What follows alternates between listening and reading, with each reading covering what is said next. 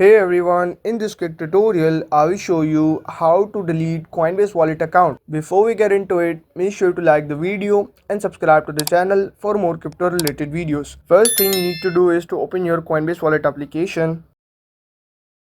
After logging in, at the top right corner, click on the settings icon, and here you can see your profile section. Simply tap on it and simply tap on the recovery phrase, tap allow, and here you can see 12 words recovery phrases. If you want to back up your wallet, simply tap copy to save it anywhere else or discard it if you want to delete your account permanently. And after that, you need to unlink your Coinbase wallet account if you are connected in any such website. I am not connected my Coinbase wallet account in any such website, so the options is not showing here. But if you have connected, simply tap on the disconnect button, and then your account will be disconnected from the such websites.